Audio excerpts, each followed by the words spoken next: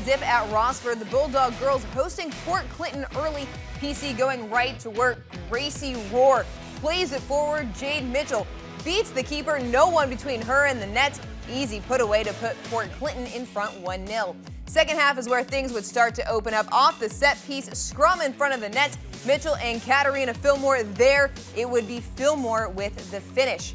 8 minutes later, Gladys Weekman creating some space. Great strike from distance. It's on frame and it is buried in the corner. Port Clinton up comfortably 3-0. They would get 7 second half goals to take it 8-0. And a halftime pep talk, the reminder they needed to take a breath and settle down. First half started off a little slow. We actually got here a little bit late, and so our warm-up was a little rushed. Yeah, I think it started off a slow first half, but then halftime we talked about some things, tried to pick it back up, and I think we did that successfully in the second half for sure. Ball movement for sure, communication, and I think that we just had to settle down, keep the ball on the ground, and just move the ball like how we have been this entire season. In the second half of the double dip, boys squaring off. Bulldogs on the move. Logan Vargo with the right foot. Great reaction by the freshman Connor Ernst to make the save. Port Clinton ball played forward out of the midfield. Landon Whitty chasing it down. Tries to cut it back with the left. Isaac Clark. Full extension for the save. And then strange moment here about 15 minutes into the match. Ball played out of bounds. The referee trying to get out of the way ends up injuring himself on the play. They could not find a replacement, so the match was canceled 0-0. No word yet on whether or not they're going to try and make the match up. Mason Lowry and Nick Smith have more from what was an interesting night in Wood County.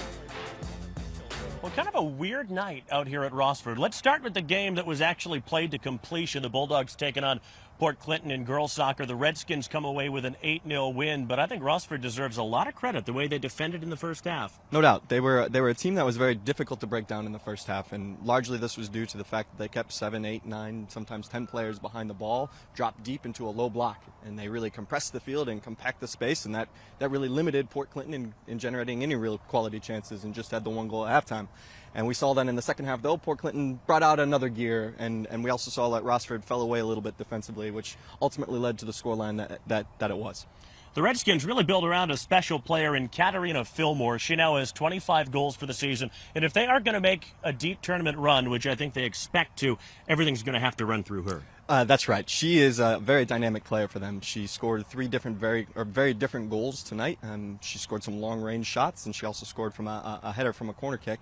She was also a constant facilitator for that team coming forward, where she was slipping the ball into her teammates, where they were then in positions where they were scoring goals as well for that team. So if they are going to have sustained success, if they are going to go somewhere this year in the postseason, Katerina is going to have a large role in that.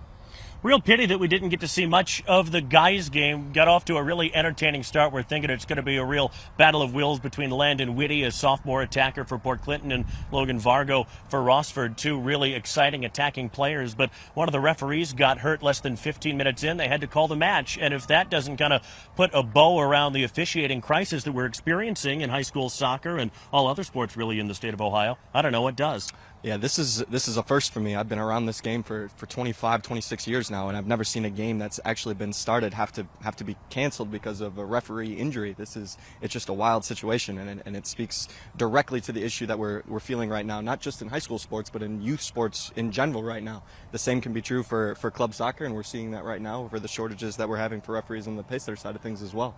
So this is a definite issue, and it's really unfortunate because the game had started off brightly. Both teams were going for it, and we saw both Whitty and Vargo get on the ball and look to create chances for their teams. It's just unfortunate tonight that the game had to end the way that it did.